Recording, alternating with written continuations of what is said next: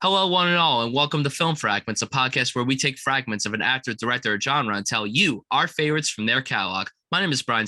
I'm your host, and I'm so excited to welcome you guys to today's episode where we're going to be talking about the films of Marvel's biggest fan, Martin Scorsese.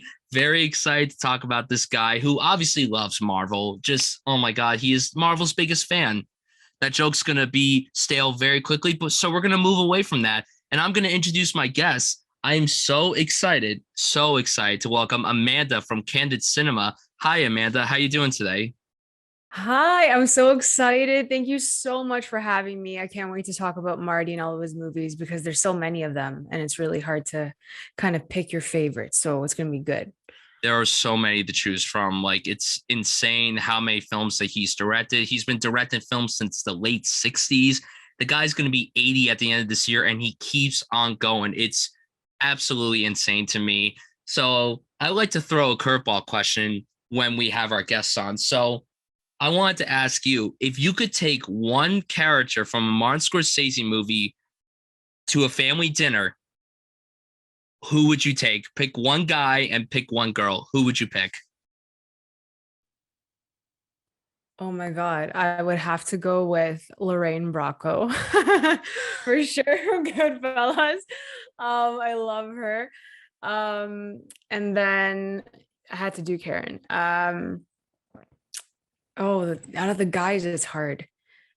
That's so hard. Oh my God. I'm gonna have to go with probably like Pesci from Casino. Like Joe Pesci in Casino is like a whole vibe. I think that'd be a lot of fun. That would be a great pick. He's great. Like not that I want to get into it after, but like I really like that movie anyway. But yeah, it's good. I would do that for sure. Those are great answers. I love both of those answers. I would definitely like to have dinner with both of them and invite them to family dinner with my family. Right. For Yeah. me, it's really tough. I feel like most guys would pick, Naomi, Margot Robbie from Wolf of Wall Street. Mm. But honestly, I'm gonna go with Sybil Shepherd from Taxi Driver. I would personally like to bring her to family dinner. Nice. She would get into a lot of interesting conversations and she would probably throw some information at me that's very insightful.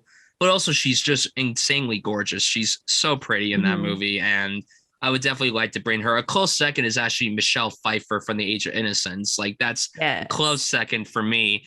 And in terms of the men, going off The Age of Innocence, easily Daniel Day-Lewis in that movie. Ooh, 100% easily. Like, yeah, that's a I good I one. watched that movie for the first time this morning, and I really loved it. It's not on my list, but can Yeah. I'm just gonna acknowledge that Daniel Day Lewis, Michelle Pfeiffer, and Winona Ryder are three actors that have aged wonderfully these last few years, Mhm. and that might be the prettiest that all three of them have looked. Like Daniel Day Lewis in that, as soon as that movie started, I'm like, I I know. I would easily drop all the girls in the world and go date that man. I would absolutely 100% go date Daniel Day Lewis. I Like, love it. oh my God. Like, oh, I'm glad that I got to ask that question because I thought about a great question to ask the entire day. And I'm like, oh, what's a good one to ask? And then the dinner one, it's just because there's so Yeah, many great characters. There's so many great characters to choose it's from. true. And then going into talking about Martin Scorsese, one of the Mm. greatest filmmakers working today, Yeah. very celebrated, has tackled so many genres. Of course, he's primarily known for tackling the crime genre, a game changer to that. So, Amanda, why do you think a lot of people love Martin Scorsese so much? Like, why do you think a lot of people consider him one of the greatest filmmakers, not just working today, but just of all time? When he goes, he will be Mm. heavily regarded as one of the all-time Oh greats. my God, don't even say that. He's getting older. And it's just like every time, because even hearing about like Ray Liotta, like it just, they're getting to that point where like they're getting older and I it know, hurts me so much to even talk about it. But I know. I think with Marty is the fact that he knows how to craft a story incredibly well and he can just engage, like he can bring any audience member into his world. And I think that's really incredible to create an atmosphere in every single film so that to get like that engrossed in these characters and attached to these characters, on top of the fact that he knows how to tell a great story, and to like adapt the script with like visual aids and all of that. His imagery is really strong. Like he just works with everyone so incredibly well. He loves collaborating with the same people over and over again because they understand him. And I think that's really important too as a filmmaker with, across his entire filmography. But it's his attention to detail. I think that's the most important thing in every Scorsese picture, is that he's so meticulous and everything has to be spot on. And he creates just beautiful frames that stay with you. And I love that about him. And I think that for someone to be universally loved by so many, with the amount of films that he has, created, it's for general audience members. It's for, film nerds like us, like he's made films for everybody. And I think that's why everyone loves him, because he just wants to tell this story the way he wants to tell it. And he's like, I'm going to show you some good things. And this is what he has. So yeah, he's just an excellent storyteller. And I love him for that. He's able to immerse you into the worlds that he creates with all of his films, whether it's the crime films, whether it's a film like Hugo that is so imaginative and so like it's so inviting and warm. And then you get into like a very depressing era like Silence or The Last Temptation of Christ. Like you're immersed with the worlds that he brings to life.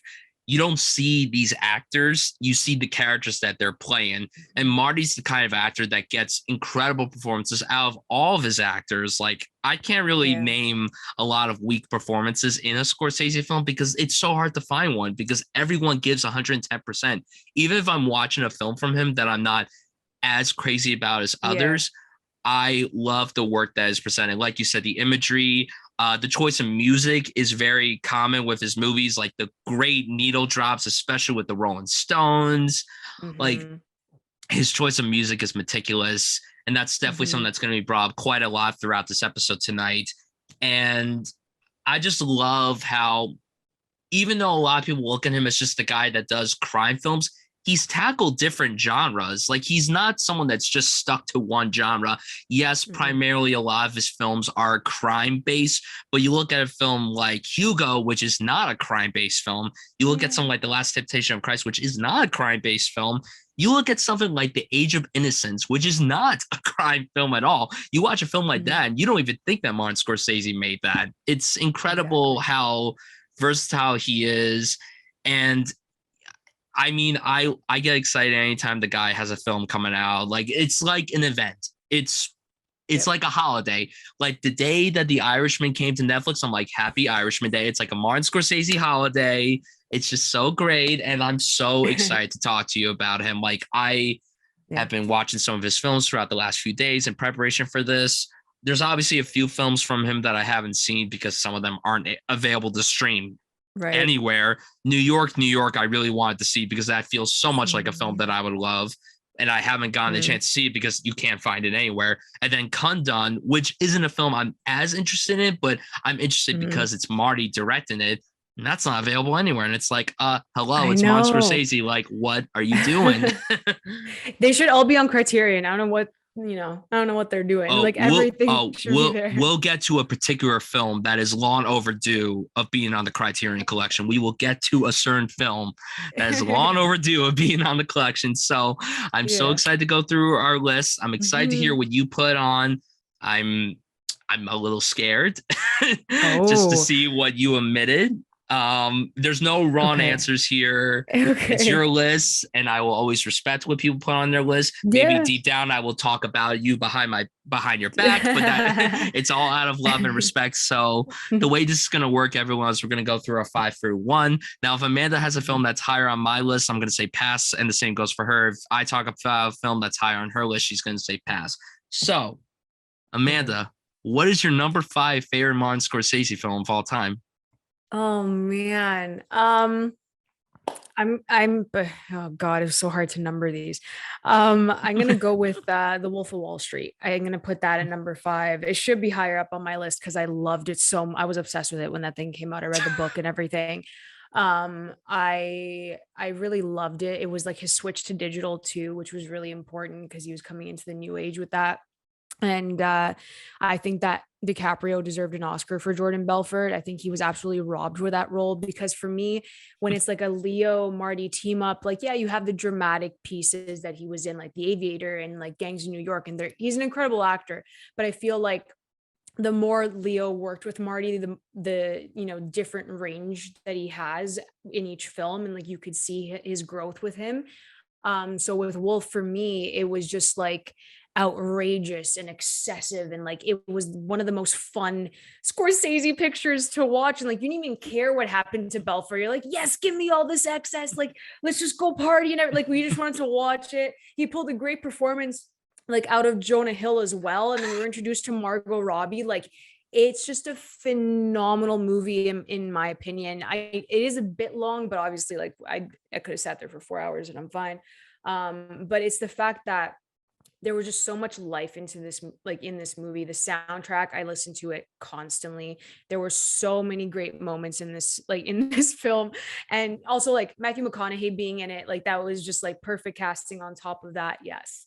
So I'm just going to go off on like a little tangent. When that movie came out, I was in my first year of film school, and I went to go take my exam, and a friend of mine, we went to go watch Wolf of Wall Street together. We were sitting across from each other during the exam, and we just started pumping our chest like this. Was like, we're gonna pass this exam, but like we did it. We just spotted each other, and it was like hilarious. If you want to know how obsessed I am with like Scorsese pictures, but I just think that it's such a well-rounded film.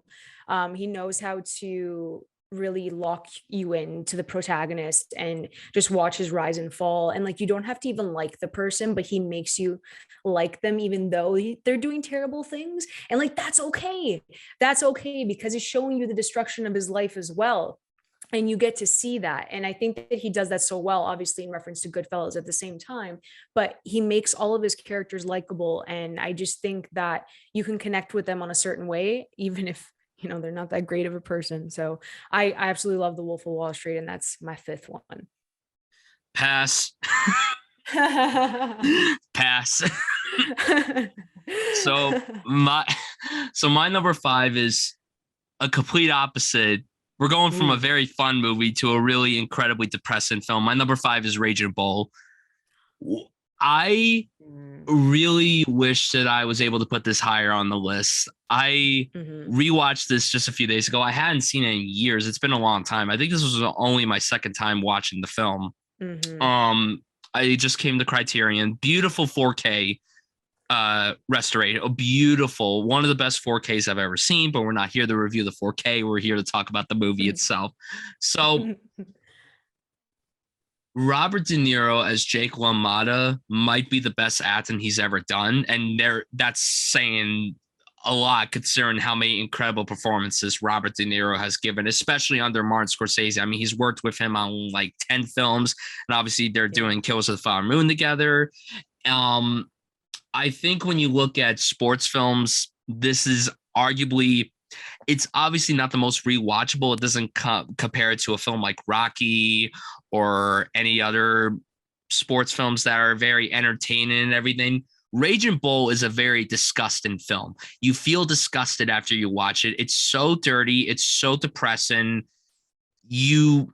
Like you said, kind of hinting with Jordan Belfort, Jake LaMotta he's disgusting. He's a terrible human being. He's obviously an incredible athlete. He's fantastic at what he does, but you kind of feel a slight amount of sympathy for him because you could tell that he is a very broken human being. And that's the thing that Marty does really well with a lot of his characters. Yeah. His characters are very broken, and you may not necessarily condone what they're doing in said film, but you feel a little sympathetic towards them because you could tell they're human. They're broken. They're doing bad things, but they're human. And in the long run, Jake LaMotta, the transformation that De Niro put into him is insane. The boxing sequences are impeccable. And this was shot, this movie came out 40 years ago. There were boxing films that come out now that aren't as well done as Raging Bull was. And that's saying a lot considering how far we've come with filmmaking and everything. I mean, this contains like I think all the sequences here are incredible.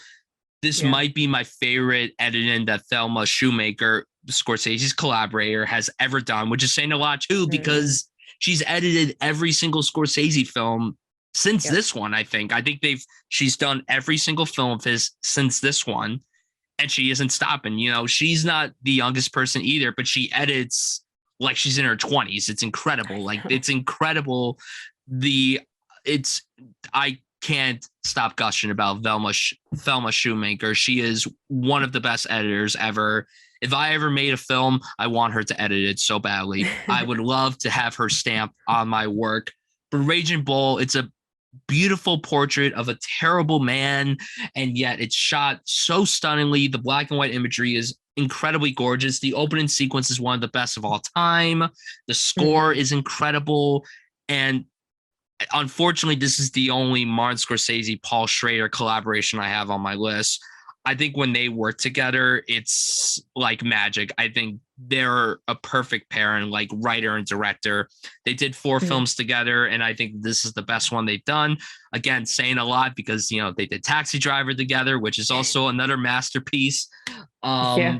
But I love Raging Bull so much, and just again the transformation that De Niro put. I mean, he got really bulked up and then he got really fat.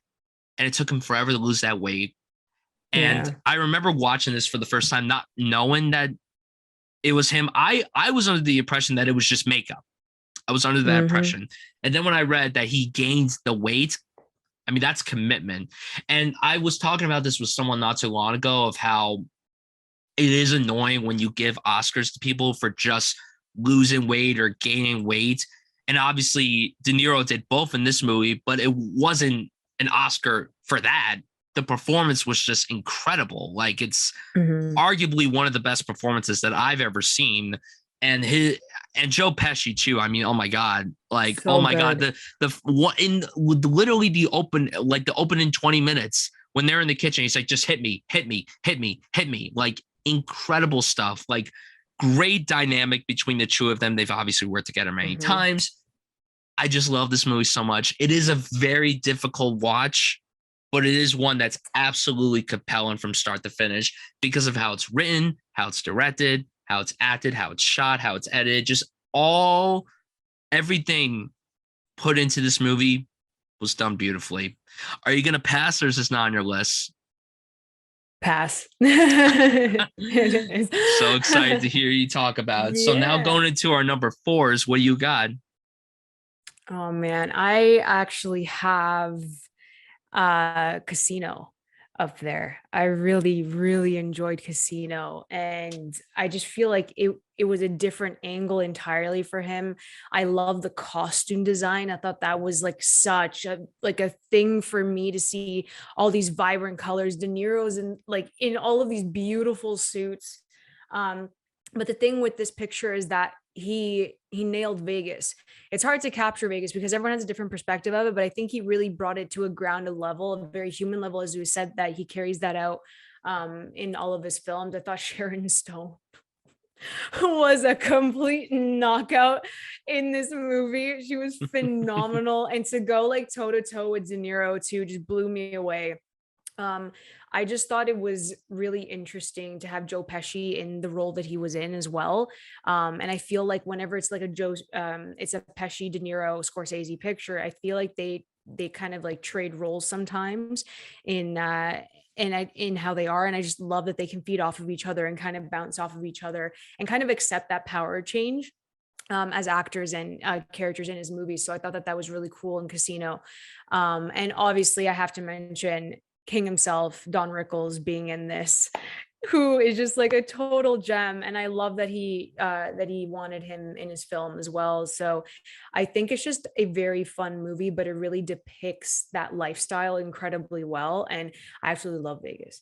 I love it. I love going to the casino. I love it so much. So to get that kind of angle to it, and not many people talk about Casino, just because I think like more of like the other mob films, they kind of take over and then it's just like very overshadowed for whatever reason. But again, like the editing was really strong. The camera works so good in this too, just to like go through the casino, the tracking shots he's always famous for. Like it just everything about Casino for me is just a lot of fun to watch just because these characters are really interesting to sit with. The dialogue's really good between the three of them as well. But yeah, I love Casino. I think it's underappreciated and more people should watch Casino. So yeah. So Casino is not on my list. Unfortunately, it's one that I've only seen once, and I haven't seen it in God knows how long. It's one that I've been trying to go back to. I think the runtime threw me off a little bit, which is strange because two of the films that are on my list are really, really long films. Yeah. And I was talking about this on my last episode that I did with Jonathan, the film drunk, when we were talking about Aaron Sorkin. I'm not really a guy that cares about gambling per se, but there's something about how it's depicted in some movies that really compels me. And I'm not sure what it is exactly, but the way that Scorsese was able to do it, I mean, of course he was going to nail it because he's Scorsese, but also it was really cool seeing him do a film in a different location because all of his crime films were pretty much set in New York. This was his first time going out of New York in a crime film. And I think that's really exciting. It reminded me a lot of when he did The Departed, and that was set in Boston. That's obviously, again, another completely different location for him because Mari's like the New York guy. So for him to make a movie set in Vegas, that was like a really big leap for him. And it's so interesting. It's so great. The needle drops, of course, are great. The performances, I mean, Sharon Stone, I mean, she was unbelievable in this. I mean, of course, she is breathtakingly gorgeous, but her performance was unbelievable, and she got nominated for an Oscar for it. Of course, De Niro was great. Of course, Pesci was great. Don Rickles, he blew me away in this. And I remember watching this when I did, and I didn't really know his face at that point. I was like, why does his voice sound familiar? And I'm like, oh my God, it's Mr. Potato Head. How did I not think about this? But it was so cool hearing him speak Martin Scorsese dialogue. And this actually came out the same year as Toy Story. So it was really cool that, he did a family film, the film that launched Pixar. And then he did this hardcore R-rated epic crime film from Martin Scorsese. So it's a really great film. And James Woods, oh my God, he is terrifying in this. He is so good. James Woods always freaks me out in anything that he's in. And I enjoy Casino very much. I wish that I had gotten a chance to rewatch it before we hopped on to record, but things happen, personal stuff happens, but I'm definitely going to give it a rewatch very soon. It's a great film, and I'm glad that we got to talk about it. So my number 4 is a film that you just talked about, Wolf of Wall Street. That's my number 4.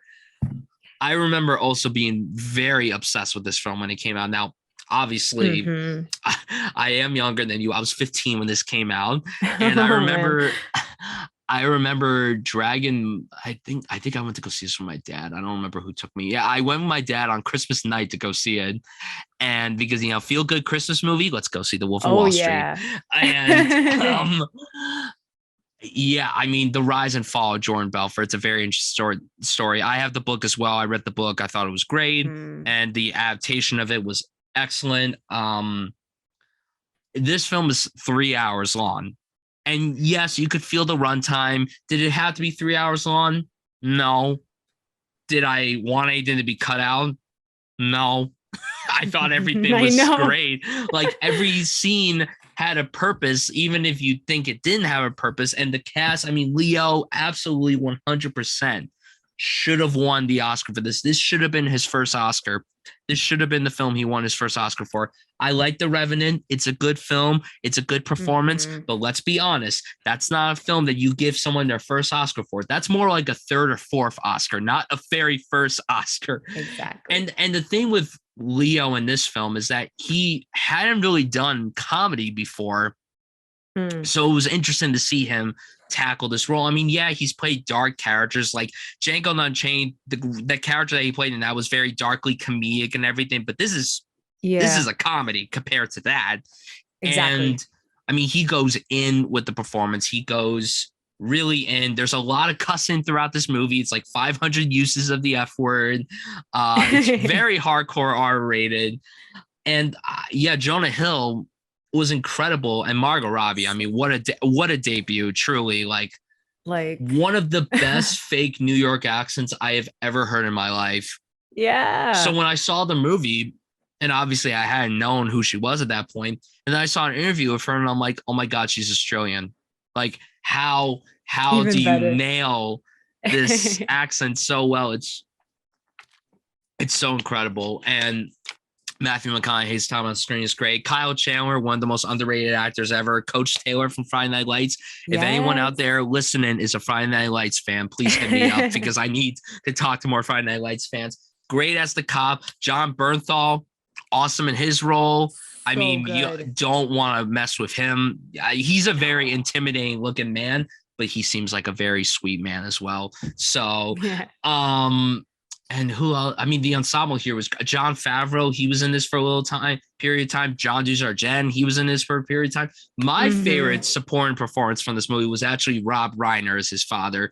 He was incredible in this. He was so loud and so bombastic. The first scene we So meet good. him when he's just sitting down watching the TV and he's like, who the fuck has the goddamn call to call this house on a Tuesday night? Like, He's so funny. he is so funny. And then he's like, fucking hello. Like, he just shifts from very angry to so calm. It's Yeah. incredible. It's so, so good. And yeah, I mean, I could quote this movie for hours. It's so good. They're the sequence I when they're know. on the plane and he's strapped up. And he's like, where are the loots, Donnie? And he's just like, they're on my ass. Don't worry about it. Like, just the way he's That whole 15-minute sequence, like literally of him like losing the ability to the like move, paralysis. the paralysis, going into the car, like it was just a mess. Just the way like, he delivers the lines to you. And honestly, like another thing with Scorsese that's very common, there's a lot of narration in his films. I don't know if Leo's narration is my favorite. It's tough because like he narrates so good and the narration fits this movie so perfectly. It's incredible. Like literally when he's rolling down the stairs and you just hear him go, fuck, the kid makes it look so goddamn easy. Oh my God. Just I'm on the phone. Oh my God. Oh my God. I couldn't stop quoting that with my friends when this movie came out. Like I could not stop going, get off the phone. Like just, oh my God. I can't understand you. Oh my God. Oh my God. This movie is so good. It's so good. It's so good. Jordan Belfort, I mean, yeah, like yeah, very, very unlikable guy. But I mean, what an arc throughout the movie. I mean, he starts off so likable and so innocent, and then he gets into all this stuff. And then, you know, by the end, like he's broken, but you could just see that he's trying to better himself. Like you could just see it. Yeah. Like the whole non-alcoholic beer conversation, a very touching moment, a very funny moment too. He's like, oh, what, the beer doesn't fuck you up or whatever. He's like, no, I'm not an alcoholic anymore. Like I love this movie so much. It's so good. It was one of my favorites of the decade. I think it was my favorite that year. I could rewatch this over and over again, considering that it's incredibly long. There are films that are shorter than this that feel longer than The Wolf of Wall Street. That's not a good thing to say. That's not a good thing to say. If you can make a 3-hour movie be so compelling and not feel long, then you know what you're doing. You know what you're doing. The Wolf of Wall Street is so entertaining. It's so funny. I want Marty to make more comedic movies. I would love for him to do another comedy. It would be really great for him to do. And yeah, I love the movie so much, and I'm so glad that we both had it on our list. Yes, I'm so happy. Same here. So now number 3, what do you got? I actually have Raging Bull in the 3rd spot, but you said it beautifully. I agree with everything that you said. For me, when it comes to boxing films, like it's really hard to actually put the perspective in the ring. And I think that he did it extraordinary.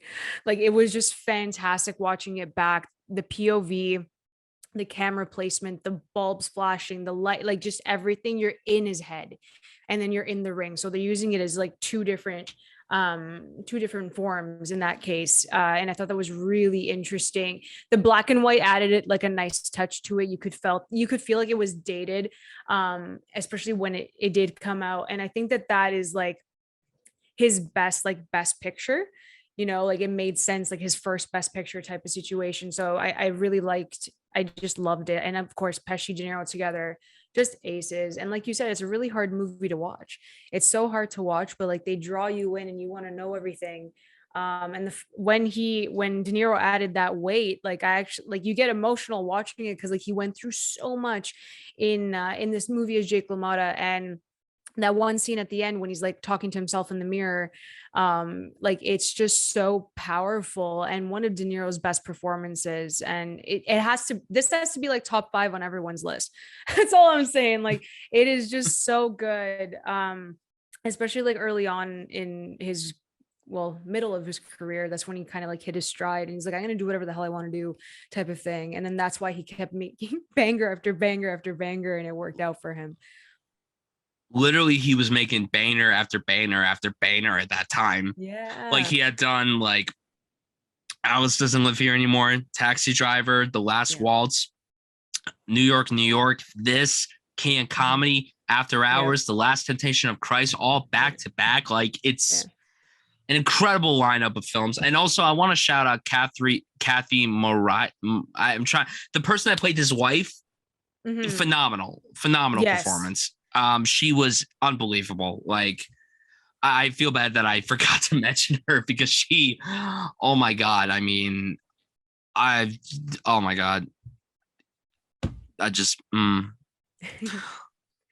So now my number 3 and my number 2 could go back and forth. Like they go back and forth all the time, but I'm going to go with my gut here and say that my number 3 is one of his more underrated films. It has a huge cult following. Hardcore Scorsese fans love this movie so much. He hasn't really made a movie like this in a long time. He hasn't made a movie at this runtime in a long time. And also, I'm saying this right now, where's the criterion for this movie? My number 3 is After Hours.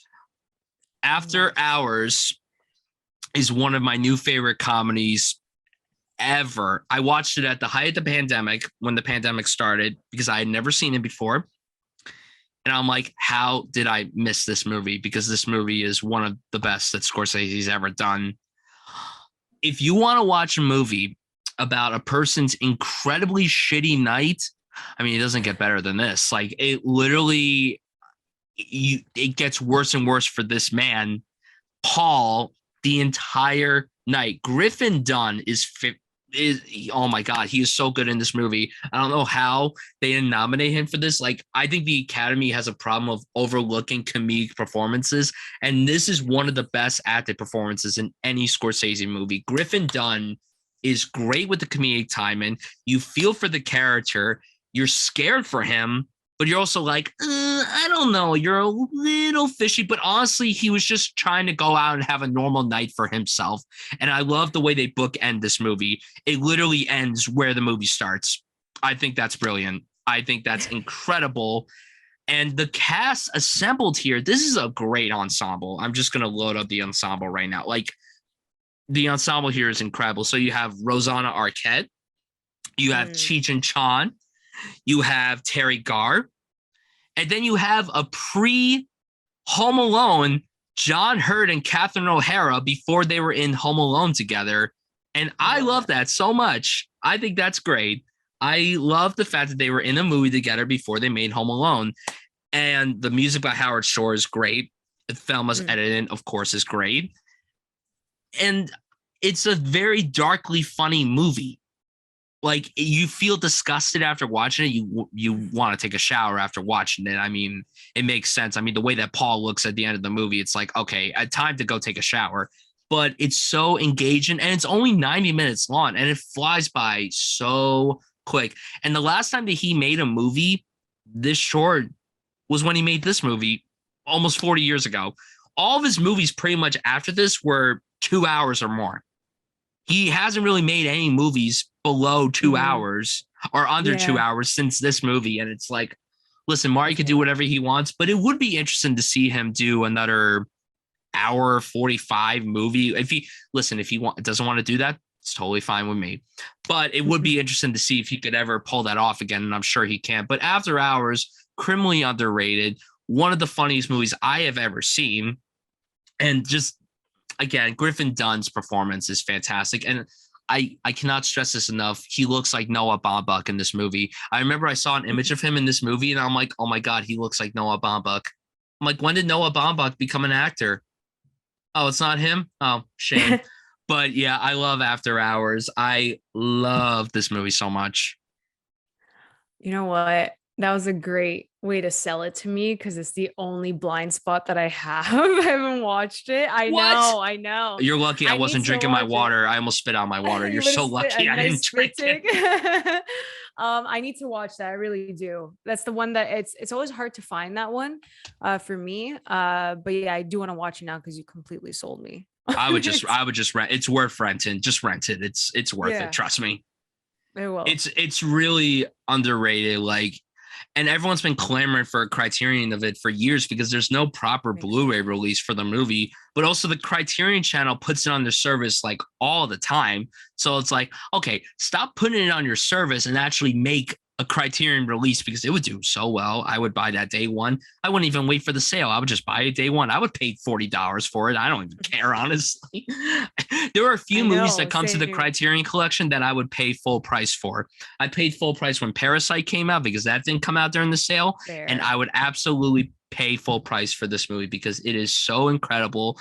Again, I would love for him to do more comedic stuff. And yeah, he injects some comedy in his movies, but he really doesn't do it that much anymore, which is disappointing. But hey, that's okay. We have these comedies to appreciate, and that's okay. So now we get into our top two. I think we have the same top two. I don't know what order we have them in, but I really think we have the same top two. So I'm not going to take any guesses.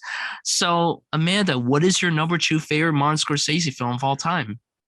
I have the poster over there. So The Irishman came out at a time where it just meant I was going through a lot at the time. And I think the reason why I love mob movies so much is that there's this, this brotherhood, and that there's loyalty, and that it's not always about, the family that you're like blood related to. It's the people you choose. And I think that that's why I always gravitate towards those mob films. And I think with The Irishman, I had, lost a really close friend of mine. It was like a whole thing. And then watching The Irishman and seeing like Harvey Keitel, De Niro, Pesci, all of them together, Pacino working with Scorsese. And at the age that they are, you kind of get emotional because you're watching this and it's like, this is the last time that we're ever going to get those that caliber of actors in the same cast. And it's like it's a whole mixture of things. But with The Irishman, even though it comes in at like 3.5 hours, it felt like 2 with the way that Thelma like edited this. And I thought it was really special to have them all together. I really love the storyline. I love the way that it was edited. I love the way that it was structured. And I think they all gave pretty incredible performances. And for me, it's just something really close to my heart. And the reason why I love the last half hour is that the pacing in the first 2 hours was really, really strong. And then you get to that like last half hour and it just slows down a bit because they're older and they're looking back and they're being really reflective on their entire life. And it just made me really emotional because then I was looking at like my own grandparents and like I'm really close to them as well. And this is the first time that we actually see mobsters thinking about their life, and they're like in an old age home, they're about to pass and all of that, and they're dealing with death. And I think that's just a really different take. It's a fresh take, especially for Marty to do, because you always see these mobsters in their prime. And I think that to break it down in that way and show a different side of it, a different perspective at the age that they are, was really special. And I do have to add one thing. I remember the whole argument with Anna Paquin saying that she had no lines, she had this, and like she was underused and all of that. Like all the men were talking, and it's like, do you know how powerful Anna Paquin's performance was in The Irishman? Like literally her like looking at her father just said more than like words could have ever even expressed in that film. And I think that people overreacted because every single Martin Scorsese picture has a very, very strong, either like supporting like woman or like lead woman. He really loves crafting these characters. He never shuns the women. They have like some of the best parts in Martin Scorsese pictures. So that really bothered me. But Anna Paquin, literally, out of all of the women that he's ever cast in his films, like that role just really stuck out to me. And it was the quietness that really got to me. But The Irishman, for personal reasons and as a picture in itself, was something different for his filmography. And I just absolutely adore that movie. It's my number 2 as well. Yes. I have it too on Criterion. That was a day one Criterion. It came out during the sale. It was a day one. So I have a very special story with The Irishman. So, I had followed this film pretty much since it was announced.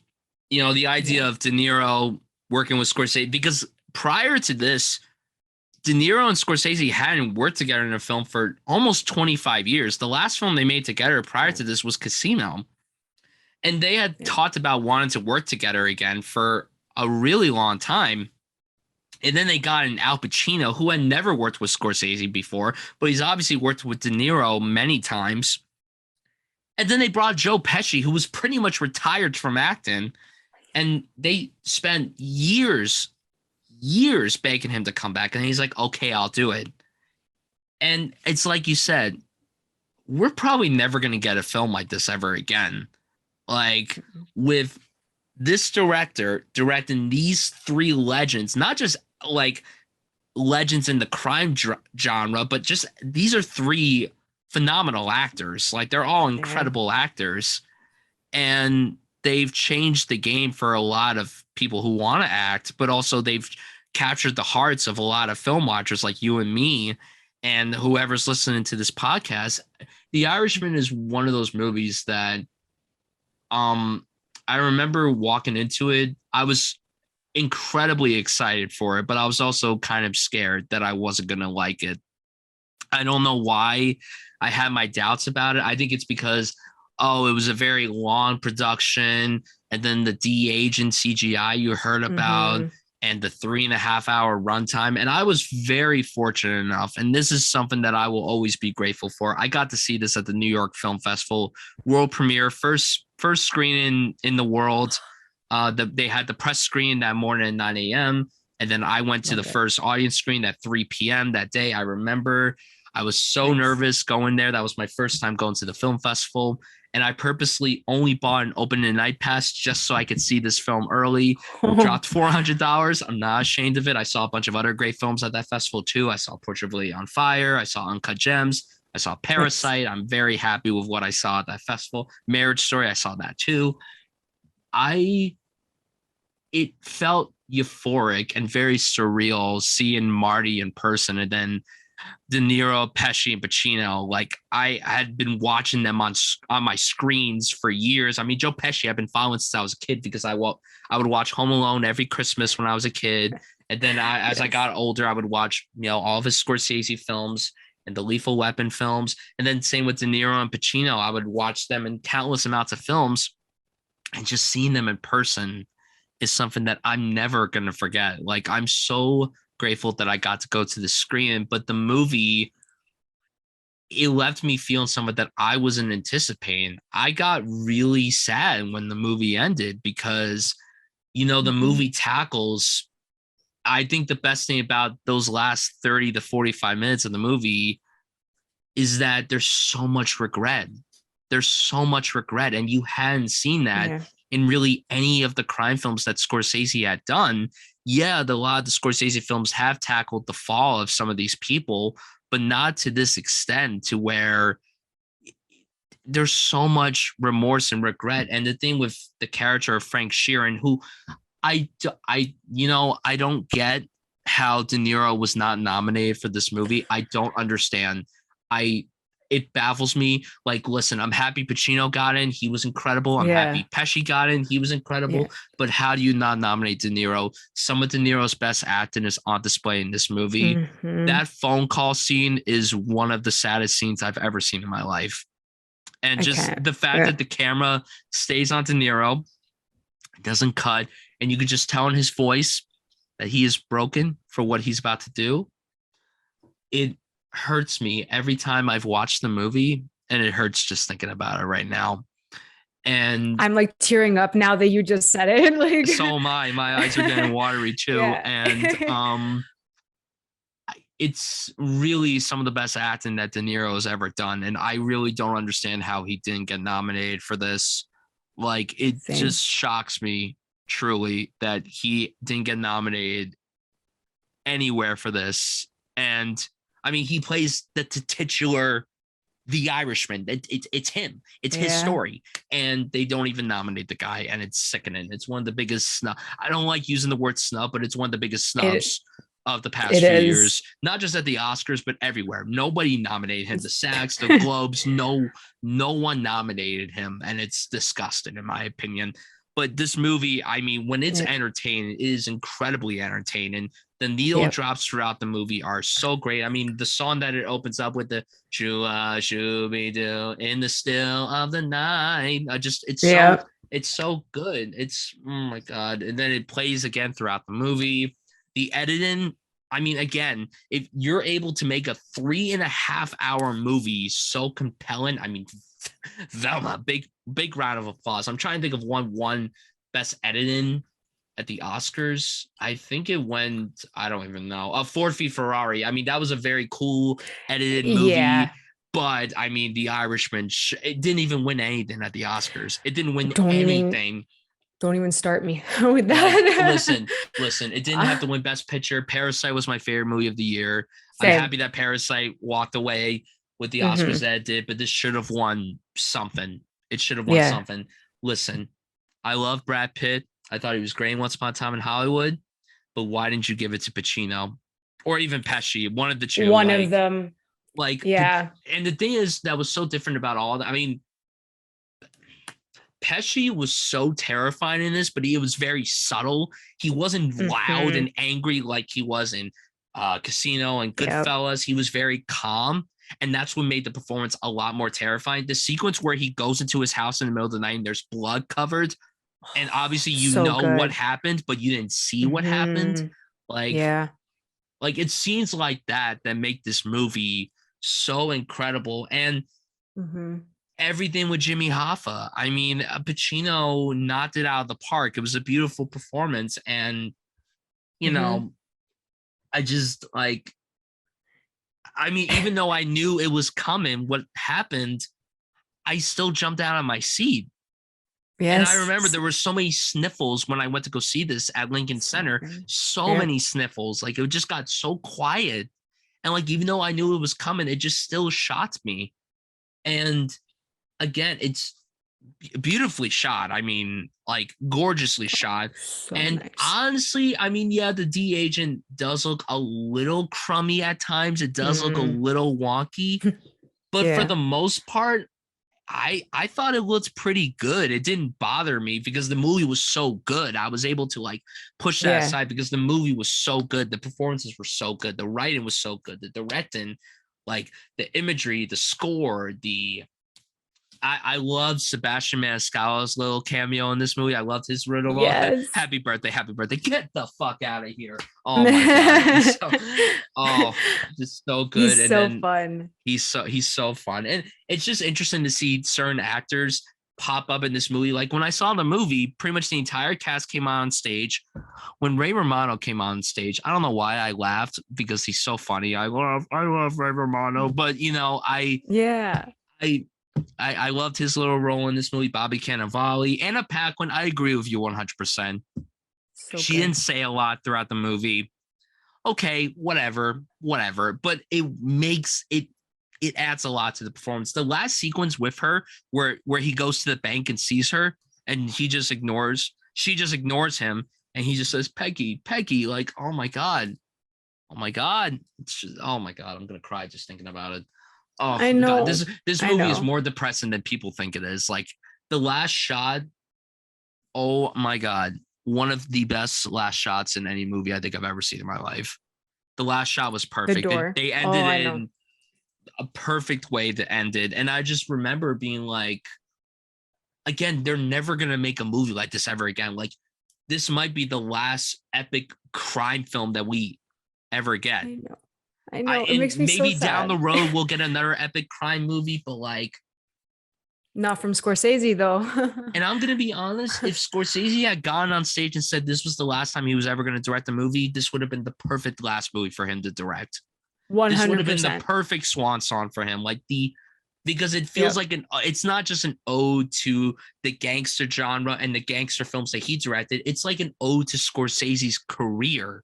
Yes, that's exactly how I felt. It's a perfect amalgamation of everything that he's done throughout the last 50 plus years. It's a celebration of his work. And again, we're never going to get a film like this. That whole party sequence is so lovely and so fun, but then it's also so terrifying. You know, there's one of the shots that gives me chills is when it shows Jimmy dancing with Anna Paquin, and then it pans over to Joe Pesci just standing. Oh my God. Yeah. See, the thing for me with Joe Pesci is that he's never been capo. Like, he's never been the head of it. And I think that that's why I wanted him to win. I wanted him to win an Oscar for it, because it's such a different role for him to take. It's so different. And like you said, yeah. And that's why when I watched it, I'm like, out of everyone, of course, like, everyone's freaking talented. Of course they are. But just to get a more reserved role out of Pesci and like absolutely nail it and terrify you in the way that he did, like, I honestly got a tattoo because the line, "It's what it is," that line delivery. Oh my God. For me, like, just stuck with me, especially because of like the meaning behind it. And like, I literally got it because it just puts everything into perspective all the time. Like, you literally cannot change anything. It's what it is. If their mind is set, it's going to happen. That's it. That's the way like I took it. And that's why it's like so important to me. And at the time that like it came out, I was going through whatever I had to go through. And it was like, it just stuck with me. And I got a tattoo from The Irishman for like that reason, because I loved it so much. But that line delivery for everyone, my heart stopped when you said it. Like, it was insane. Oh my God. Could we also just talk about how funny it was when Jimmy Hoffa was ranting in his office, and then Frank walks out. He's like, "What do you mean where I'm going? I fucking quit." He's like, "Why? Why are you quitting? You're yelling at me like I didn't even see you there. How can I be yelling at you if I don't even see you there?" Oh my God. To his fucking fathers. I'm going to prison. Funny. You understand? I'm going to jail. When Pacino snaps, like, it is my favorite thing in any movie when he snaps. Solidarity. It's so good. He's phenomenal. The whole thing, like, everyone, even seeing Harvey Keitel working with I love his little time on screen. So I was very happy to see him in this, because he hadn't worked with Scorsese in God knows how long. He hadn't worked with him, but I mean, we could do a whole podcast on The Irishman. It's literally one of the best films of the past. I honestly will go on a limb and say that's one of the best films of the whole century so far. I really 100%. Think it's that special of a film. And I saw this 3 times in theaters, and I've watched it probably 3 more times since. Like, I've seen this movie so many times, and people are like, "Why are you watching it so much? It's so long." And I'm like, "Yeah, why are you binging 8 hours of the same show every time?" Like, exactly. See, the trick to watch The Irishman is you have to start it at like 8 p.m. and then it'll take you the whole night, and then it's like midnight and you're like, "Okay, fine." It doesn't feel that long because you're watching. And then you'll go to bed feeling depressed. You will. I cry every time. Oh my God. Like, I cry every single time. It just moves you. And I always have like a glass of wine when I watch it, because like I need to unwind and cry and just do that. I just don't think we'll ever get anything like this again. No. And you know, it's so sad. I'm really happy that like, it's shocking to me that like no studio wanted to make this. No studio wanted to back this film, considering it's Martin friggin' Scorsese directing it, and it's going to be De Niro, Pacino, and Pesci. But everyone was worried, oh, it's going to lose us a lot of money. I guarantee you that if this film had been released by a proper studio, sure, it wouldn't have made $1 billion, but I think it would have done really well. if under the Oh right yeah. studio.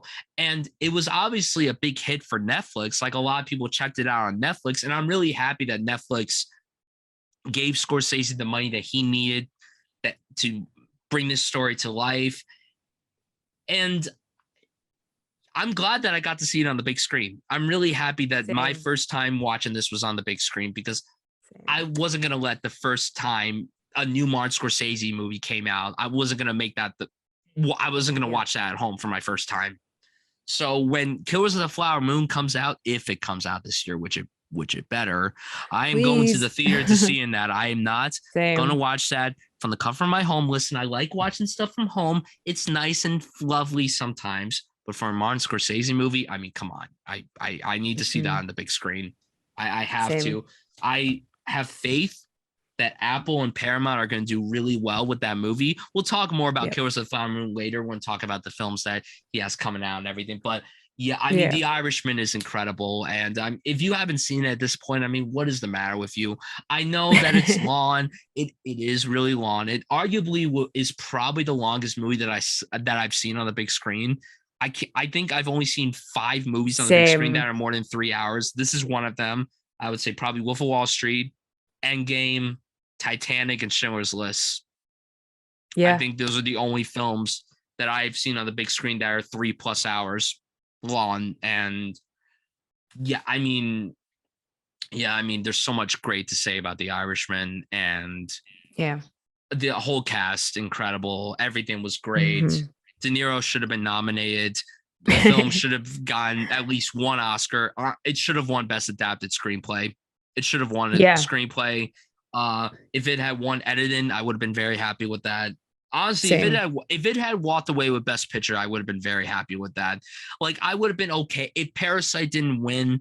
I would have been okay, but Yeah. deep down, like, I'm glad that it was Parasite, because obviously that was a game changer of a win, and it deserved to walk away with that award because 100%. it objectively was the best movie of that year. But The Irishman Yeah. was a good second best movie of the year. So 100%.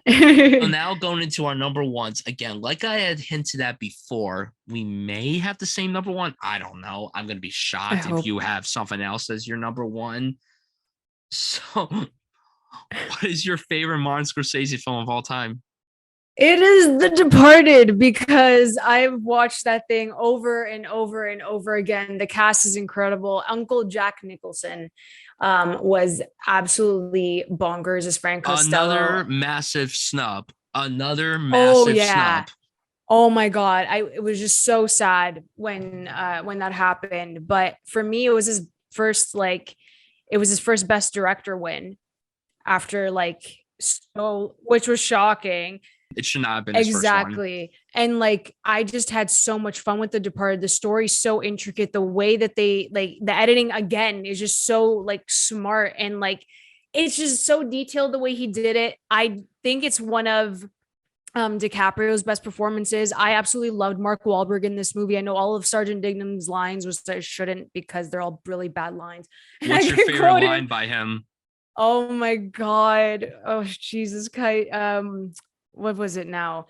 When he says, I'm the guy who does his job, you must be the other guy. Just the way he like that line delivery is so funny. It's a clean one. I'll give you the clean one on this one. But the way he snaps, it's just it's so funny. I thought Matt Damon was really strong in this too. And I'm a sucker for Boston accents. So the whole movie was pure joy for me watching it. You and me both. You and me Yes, both. I love it so much. But this whole thing, the cast worked together so incredibly well. It keeps you guessing. There's so many twists. And no matter how many times you watch it, you're catching something different. And you're also still in shock that the twist is coming, even though you know it's coming. It's just absolutely unreal to me. It's so fast paced, and it's very engaging. You don't know who to trust, who to believe. And again, I say, I've rewatched that almost I don't know, 50 times. I was obsessed with The Departed growing up. And I loved it. But I think that I feel like it's his most well-rounded film, and it makes complete sense for it to be, best picture winner, and even for his direction as well. It just made sense that he won for that. That's another cast that you're never going to get them all together again. And I think that that's why it's another one that's so important to me, because especially with Jack Nicholson, like especially with him in it, and like Vera Farmiga is really good as well. So I love that movie. I love it. It's like something I'll pop on like once in a while and just bask in it, because it's just so fantastic. And that final shot with the rat going across the balcony. Remember that entire situation where they had to take it out and they omitted it? I'm like, that's the most important final shot of them. Like, what are you talking about? It makes That's complete literally sense. one of the most important final shots of anything ever. Like, yeah, that whole controversy, I'm like, you guys are just not paying attention to what he's saying at all at this point. But It doesn't that is surprise my me. favorite. No, it doesn't surprise me either. But that's like top tier for me. I will recommend it 150 times over because it's just so good. Yeah, I have the party poster's right there. It's like it's hard to see with this camera, but I see it. Unfortunately, it's not my number one. My number one is this one, Goodfellas. Fair. Got you. So, before talking about Goodfellas, I have to talk about The Departed, because oh my God,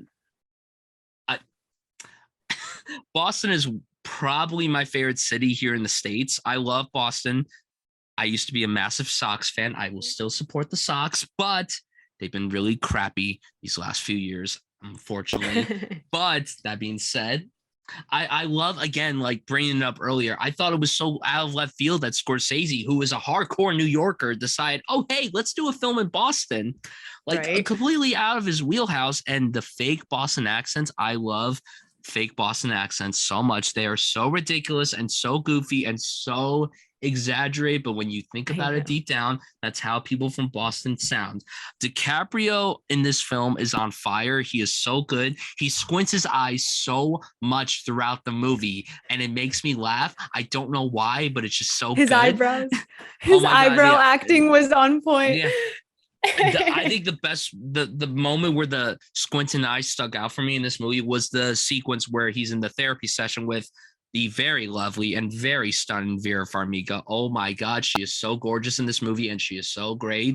Like underappreciated talent. Oh my God, she is so great.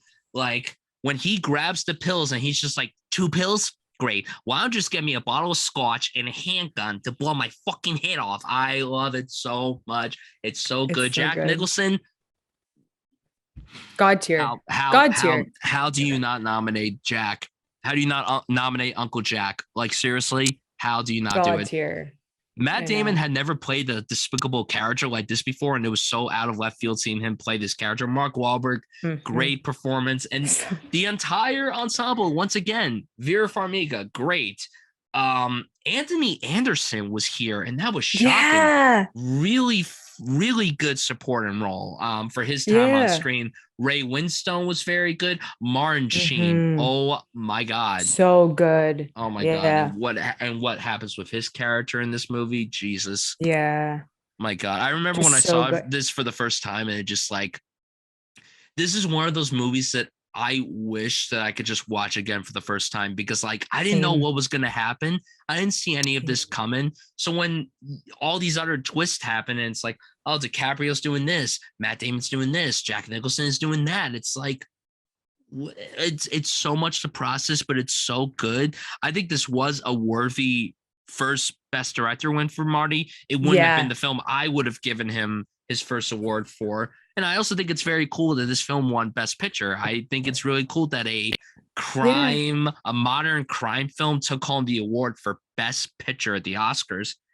And I like Blood Diamond, but Leo should have been nominated for this. Like, I got so mad when that happened. Like he should have been nominated for this. It should have happened. And Jack Nicholson should have been nominated too. I agree. I'm happy that Mark Wahlberg got in. I think that was a very deserving nomination, but Leo should have been nominated. And yeah, the last 25 to 30 minutes of this movie, the third act of this movie is absolutely phenomenal. It's very on the edge of your seat. You don't know what's going to happen. I think for me, the most intense scene, and I mean, there's so many, is the sequence that goes from the movie theater to the alley when the phone rings and then you just see the close up on, I think on DiCaprio's face. Oh my God. Like, I know. oh my God. I And know. yeah, the It's just so ending, good. the ending is, I I never know. looked at I never looked at either of those actors the same way again after that. I know. Oh my, and It then was, yes, yeah.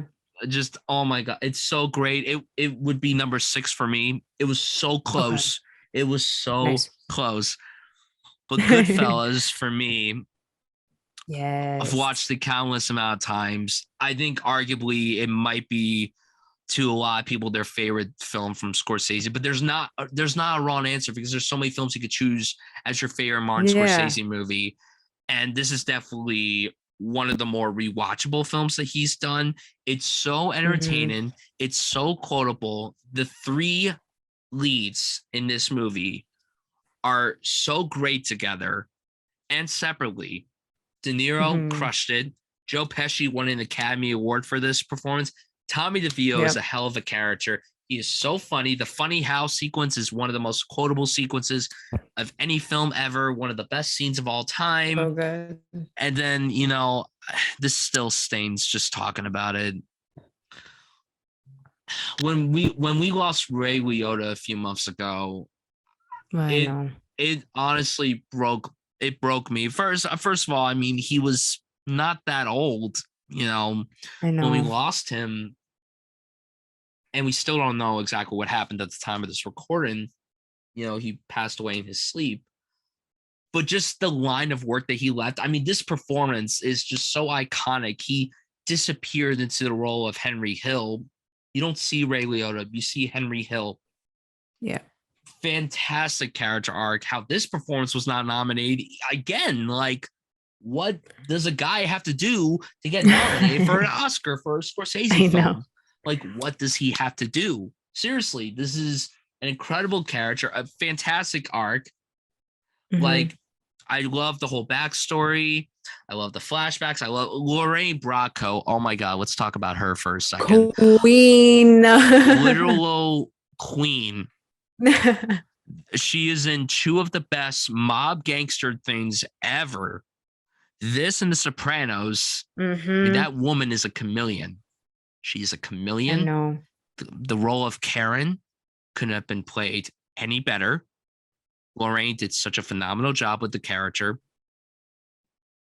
The sequence where she has the gun over Henry while he's in bed. So You're good. fucked up, Karen. You're nuts in the head. Oh my God. Just I love it. And then Best going scene, back, best shot. the best, oh my God, one of the best shots of all time. Just The dragon so shot to the good. club. Can we just talk about that too? Yes. Oh my God. Yes. The It's long so takes. good. Oh my God. And I think Yeah. all the time, I'm The like, how did diner, they? Oh, the diner stuff. Oh my right? God, so good. What about when he Yeah. breaks the phone booth? Oh my God. Knocks over the phone booth. Unreal. Like, are those very sturdy? I guess they are. Wouldn't know. But my favorite moment in the whole movie that I love quoting is when he walks across the street. He has the pistol in his hand, smacks the neighbor, the abusive neighbor, and just the way he says it, I swear on my mother, if you touch her again, you're dead.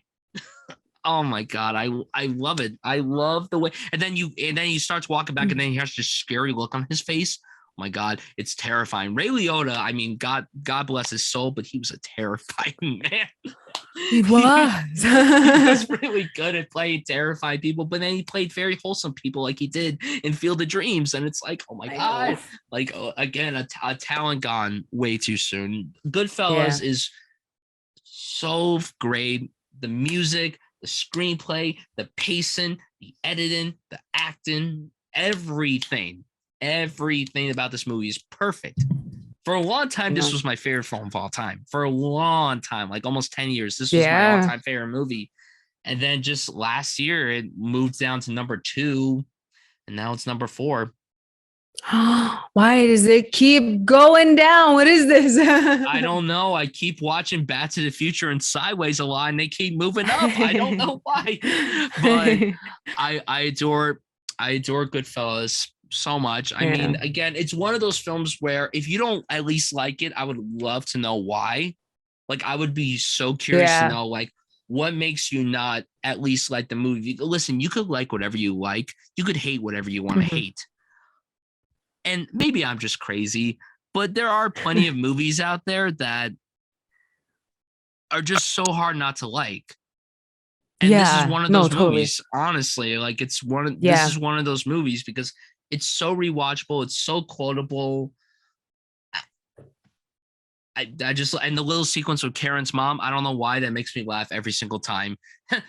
Dude, what can you do? He's not Jewish. And then he just comes back to the house and then he just starts laughing. The laugh, oh my God, the laugh that Henry does throughout the movie, one of the best laughs I know. ever. If they made, and I'm not saying like if you like the movie or not, that's totally fine. I bet you if they Mhm. made Joker in 1992, Ray Liotta would Yeah. have played the Joker. I Yes. guarantee you he would have played that role if they made that film in the 90s. Like, that would have been tailor made for him. But yeah, Goodfellas, iconic, one of the best films of all time. I really was shocked when you said that The Departed was your number one. I was like, damn, I wasn't right, but I love being wrong at the same time. So yeah, so talk a little bit about Goodfellas. I like it. I like it. Don't get me wrong. It's not something I go back and watch for some strange reason. I swear to you. Right. I have no idea what it is about it. Like, it's not something that I'd be like, I'm gonna watch Goodfellas today. Maybe it's the length, and I feel like for me, like the pacing wasn't I don't know, like it felt off for me, and I don't know what it is. Maybe because I watched it as a kid and I shouldn't have watched it as a kid. It's my dad's fault. Maybe I watched it so many times in like broken pieces, like when I was younger, that I just never go back and say like it's my favorite, that I revisit it. Um, but everything that you said, the actors are incredible, the performances are incredible, and like Lorraine Bracco, for me, like she's the star of that movie. I don't care what anybody says, like she's just fantastic. But yeah, it's not on my list. Like, it's probably like 6 or 7 for me, but I know why everyone loves it, because I do enjoy watching it. It's just not like as rewatchable for me. Totally Yeah. understandable, and I respect your Yeah. opinion, even though deep down, like, it should have been on her list. But I listen, I love your number one. I love all the films that were brought up today. So before we get into talk about Same. some of the films that we Yeah. unfortunately had to not put on the list, let's recap our list. So Amanda, what is Yeah. your list from 5 to 1? Yeah. So I have The Wolf of Wall Street at number 5. I have Casino at number 4. I have Raging Bull at number 3. I have The Irishman at number 2 and The Departed at number 1. And to recap my list, coming in at number 5 is Raging Bull. Number 4, The Wolf of Wall Street. Number 3, After Hours. Number 2, The Wolf of Wall. No, wait, I said Wolf of Wall Street. Wow, I can't talk. Oh my God. Number 2 is The Irishman. And number 1 is Goodfellas for me. So that is it for our list, guys. So let's talk about some of the films that didn't make the cut. So, Amanda, what particular films do you want to give a shout out to that unfortunately didn't make your top 5, other than the films that we talked about on our list? Right. What other films would you like to give a mention to? Yeah, so I have 3 of them because they easily became my favorites. And they're very underappreciated. I think that no one really talks about these films, and I think that Scorsese did an incredible job with these 3. So I'm gonna go like old school Scorsese and go with Mean Streets. I thought it was so freaking well done. They had like religious undertones, the color tones that are used in there. For like heaven and hell, and the way that he brought that into the movie was really strong. I thought Robert De Niro, for like a younger performance from him, and even Keitel, I thought it was just so refreshing, and it was more experimental from Scorsese's, from his filmmaking standpoint. Like, it was just early on, and you could tell that was like the 70s. It was experimental with what he was trying to do and kind of get his tone and like his sense of direction. But I thought it was really interesting. I really enjoyed that one. Then what, I don't know why I love De Niro in this role. It's very like, I don't know. It's interesting. I don't know what it says about me if I really liked him in this movie. I absolutely love Cape Fear. I think Cape Fear is just a film that I watched like at midnight And I was just like, oh, what is happening? I was like, oh Lord. Counselor, come out wherever you are. Like just the phone calls, just everything about The it. movie theater scene. Yes. Just so good. It's fantastic. But like I couldn't like not love De Niro in that role. I don't know what that says about me. I'm really sorry. But He's like it's just like incredible in that. He's incredible in that movie. right? That He I'm not transformed. I'm not as crazy about that movie as I wish I was. My dad loves that movie, but Yeah. that performance is insanely phenomenal. That's an incredible performance. Right. Oh It's my so god. good. And even like Jessica Lange, she's in it. She was so Jessica like Lange, strong in that. And then a young Juliette Jennifer Lewis. Lewis. Sorry, Juliette Lewis. Yeah, like it was just it was honestly watching that at midnight was a poor decision because then I could Oh not my sleep. god. I didn't sleep at And all. then So Nick yeah. Nolte the whole time was just like, that's Katie going crazy. Literally, like it was just so good. Took me out. And like if like I feel like no one talks about that being one of his best too. Like it was just such a strong movie through and through. So that was another one. And then the third one that I'm gonna talk about. I had a Tom Cruise marathon during lockdown, basically. Uh-huh. And The Color of Money was a blind spot, and it doesn't feel like a Scorsese picture, but I absolutely adore The Color of Money because it was just so much fun.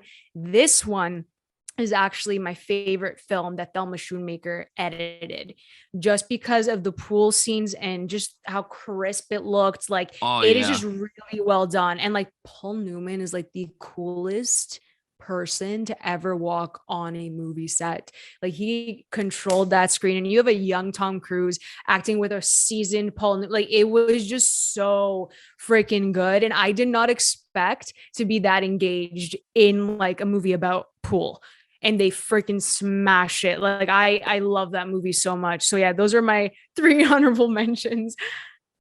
I love Mean Streets. That movie is so great. That's one of the first movies I watched in college. One of my freshman year of film school, we watched that in one of our classes, and I was so blown away by Yeah. it. And I rewatched it. In The Color of Money, I actually just watched for the first time this weekend. Yeah. That was great. That was a great movie. Tom Fun. Cruise, I mean, he's hot. Mary Elizabeth Mastro, whatever her name is, she is hot. And Paul Newman, oh my God, Jesus Christ, he is so hot in this. Right. He's so hot. You The 60-year-old Paul Newman, he looks incredible in this. know, I know. And you're just like questioning everything. You're like, You're okay. like, am I gonna look like this when I'm 60? Am I gonna look like this, or am I gonna look like someone else? Like it's no, that movie was just so entertaining. That's a really entertaining movie.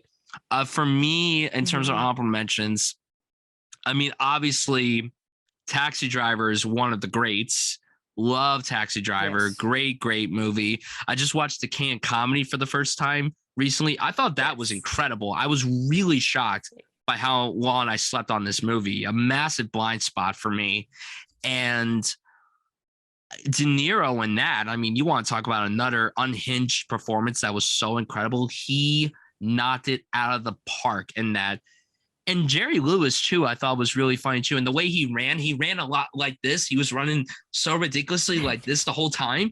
And in my head, I'm like, maybe Jerry Lewis should have gotten an Oscar nomination just for how he ran, like just the run Honestly, alone. yes. I Like loved it the Can Comedy so much. was good. Great film. I also want to give a shout out to one of his documentaries that I just checked out, The Last Waltz. If you want to talk about Yes. how you do a music documentary or a concert film, this is how you do it. You give us a little bit about the band, who ironically is named the band, and you give us enough information about them to people like me who doesn't know anything about the band, and yet you give us a compelling look into them, but you also give us a hell of a concert. Oh my God, I cannot imagine what it was like to be in this Mhm. audience for this concert. I mean, I'm starting to really take a liking towards music documentaries, concert films. I think honestly, I think after what Peter Jackson did with Get Back with the Beatles stuff, I think after he did what he So did with good. that, I mean, I would Yeah. love to see more stuff like, and what Questlove did with Summer of Soul. So It's, oh my God. I'm so happy I saw it on the big screen. I was yeah. really shocked too when I went to go see it, and there were so many people there. And I hadn't watched the trailer for it, but I just knew about it. And everyone's like, "Oh, this documentary, Summer of Soul, is so good." And I'm like, "All right, I'll give it a watch." Questlove, sure, he's cool. And then I watched it, and I'm like, "Oh my God, this is like one of the best things I've ever seen in my life." Like Yeah. I watched it at Sundance. Like I watched it at Sundance and that was unreal. the footage, the restoration of the footage is like so sublime. It's incredible. And like similar to the Last Waltz, I mean, they just released a 4K Criterion of it, and I watched it on the Criterion channel, and I desperately want to buy that 4K because it probably looks absolutely stunning. Like it looks stunning. The footage was great. And Shutter Island, I love. The Aviator, Mhm. I love. The Aviator has one of the Yeah. best plane crashes I've ever seen in my life on screen. Yeah. Leo's performance in that is top tier. Him constantly going, "Come in with the milk, come in with the milk, come in with the milk." Like Yeah. great stuff. Kate Blanchett as Katharine Hepburn, So good. so So good, good. so good, and the ensemble there Loved is her. massive. Yeah. I am not a religious person whatsoever. I adored Silence so much. That movie broke me. Same. That movie broke me so much. And talk about a film that nobody went to go see. I know. It's very hard to watch. I don't know if I would consider that the most difficult movie that he's. I don't know. I feel like I think Raging Bull has a little bit more of a rewatchability factor than Silence, probably because Hmm. Raging Bull is like a full hour shorter than Yeah. Silence. But Silence is one of those movies that really makes you think a lot. Yes. The whole sequence where, you know, Andrew Garfield's character was at his lowest, and, you know, you hear the voice and he's like, "Just step on me. It's okay." Like, I I started to cry. Like I started to Yeah. cry. And I think that might, it's hard because I mean, The Social Network I adore. I think that might be the best acting Andrew Garfield's ever done. I don't know. It's 100%. it's really tough to say because I mean he's delivered so many incredible performances one after the other, but Yeah. I mean it just doesn't get better than that. I think he got nominated. He got nominated for the wrong movie that year because he was great in Hacksaw Ridge. But I like after agree. watching Silence, I'm like, and you nominated Rodrigo Prieto for like DOP for Cinematography. Silence. That was the only one that they got. And I'm like, so you did watch the movie, and like Andrew Garfield was right there. So it just didn't make any sense why. I mean, Hacksaw got in instead of like Silence. Like I just didn't understand why that even happened. Clearly the Academy loved Hacksaw more than, or it was more accessible to them. And like I Maybe. really liked Hacksaw Ridge a lot. I thought that Same. movie was really good, and his Yeah. performance was incredible, and I'm glad that he got nominated for something, but he should have been Same. nominated for this. This should have been nominated for more stuff. I mean, honestly, I would say that maybe this is the best looking Scorsese movie too. I think this is the most striking Scorsese movie. I think the imagery here is very haunting and Yeah. so beautiful. Like the shots in the desert and in the Gorgeous. middle of the ocean are so foggy and so, Yep. it's hard to describe. But like I remember when I went to go see this movie when it came out, and it just, I didn't know how to articulate it right away, but I walked out of it Same. going like, I do love the movie, but I don't know if I could ever watch it again. And I rewatched it about a year and a half ago when I was on someone's podcast talking about Adam Driver, who, by the way, was also incredible in this. Oh my God. Like Yes. the weight Yeah. loss, Jesus. Oh my God. I No pun know. intended, but oh my God, seriously. And for his little time on screen, Liam Neeson, incredible. So Incredible. good. Like that I movie know. is so great. It really hit me hard, and it should have been nominated for more stuff. I'm trying to think of what else to give a shout out to. Alice Doesn't Live Here Anymore is really fantastic. Ellen Hmm. Bernstein's performance is so dynamic and so Yeah. great. She's another character who I would definitely love to bring to a family dinner. I would absolutely love Yes. to have her, or she could make me dinner and then we could just talk about stuff. Like I love that. And in my opinion, one of the more underrated, and I mean incredibly underrated films from Martin Scorsese is Bringing Out the Dead, which was the last film that he and Paul Schrader worked on. Nicolas Cage plays a paramedic who has a hard time sleeping. He is very messed up. It's so flashy and so saturated, and it's so different from anything Scorsese has done. But it's one of those films to where you don't know what's going to happen. Nicolas Cage goes in with the performance, but it's one of his best performances ever. And they play an REM song, which automatically gets a bonus point from me because REM is one of my favorite groups of all time. And they play literally my favorite song by them. So when they were driving the ambulance in New York, him and John Goodman, and all of a sudden, What's the Frequency Kenneth started playing, I got so excited. Like, Amanda, I'm not even joking. I played that scene back like 20 times when I watched it for the first time because I'm just like, that. I'm like, I literally am hearing my favorite song by this group in a Scorsese movie, and like during the perfect timing too. Like, it's the perfect yeah, highly recommend Bringing Out the Dead. I mean, I can't really think of a Scorsese movie that I don't like because I like pretty much all of them. I mean, there are some films of his that I consider a little weaker, but I mean, that just shows the power of Scorsese's, that he always knocks it out of the park. And to talk about some of the films he has coming out, obviously, all right, let's talk about our hype for Killers of the Flower Moon. Look, like, I mean, it's going to be great.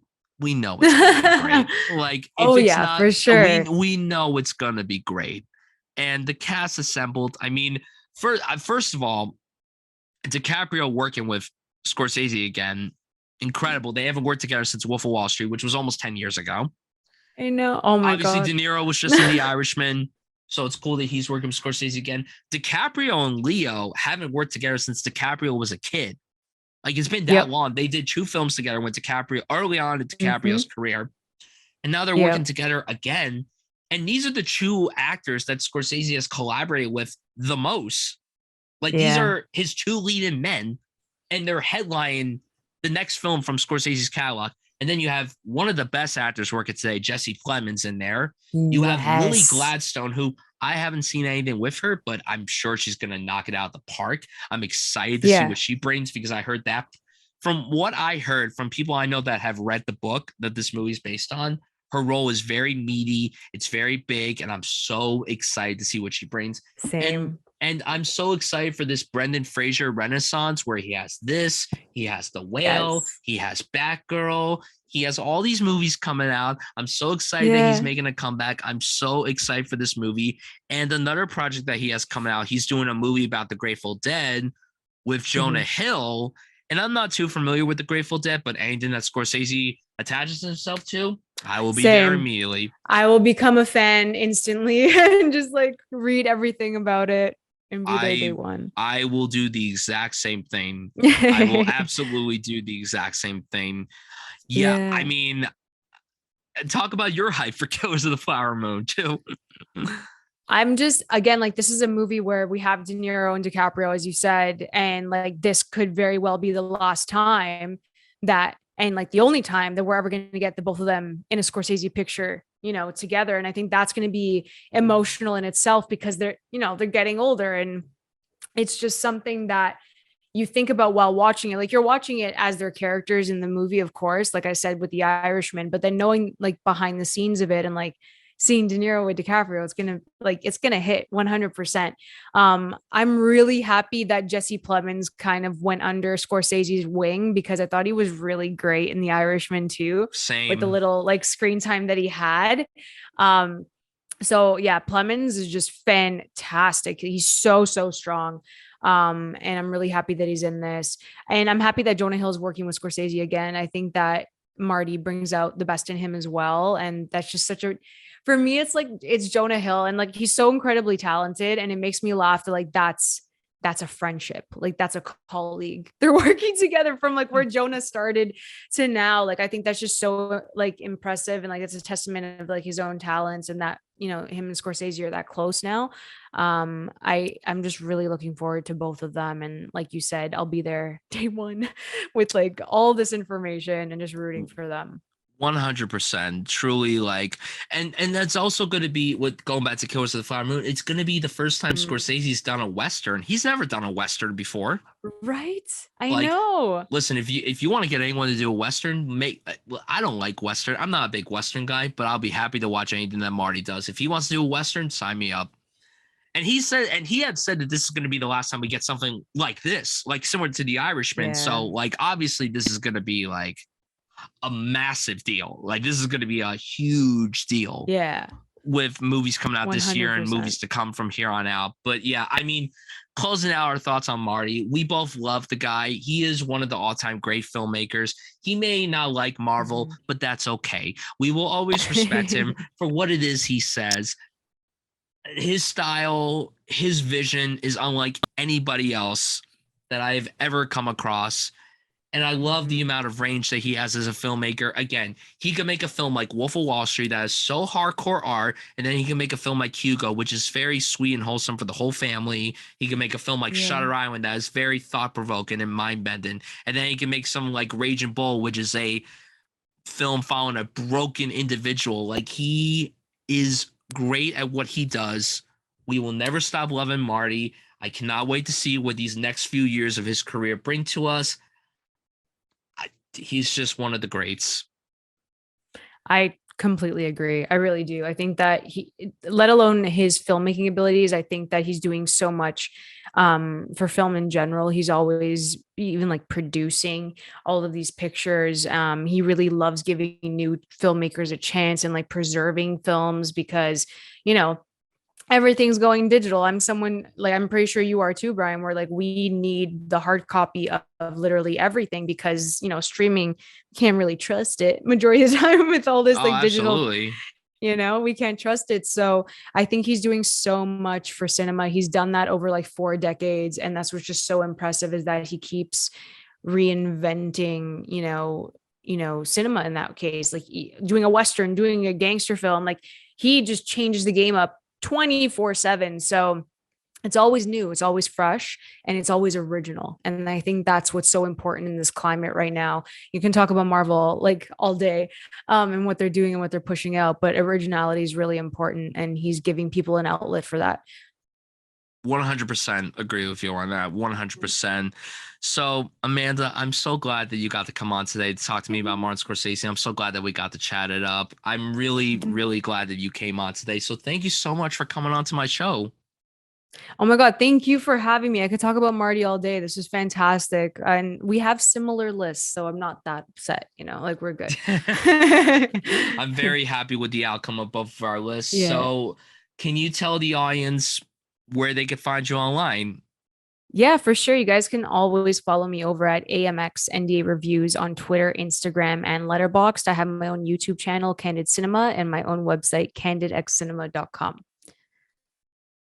Yes, please give her a follow. Check out her content. Also, if you want to hear someone gush about Top Gun Maverick so much, follow Amanda.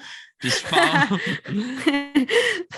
It was going to be brought up at some point tonight. It had to happen. I almost forgot about it, and I'm like, oh, wait a minute. Okay. There is something else that I forgot to bring up. Because I was so focused on talking about Marty, and I'm like, oh, she brought up Tom Cruise, Top Gun Maverick. Yes. And you guys can follow this show on any podcasting platform. Subscribe to us, like us, rate us, whatever. Share this around. You can follow me on social media, Bryan Suffield, Twitter, YouTube, Instagram, and Letterboxd. Guys, seriously, from the bottom of my heart, thank you so much for joining us today for Film Fragments. Lots of great stuff coming your way very, very soon. A lot of great episodes, lots of great guests. I cannot wait for you to see what's next for Film Fragments. And we will see you for the very next episode. Take care, everybody.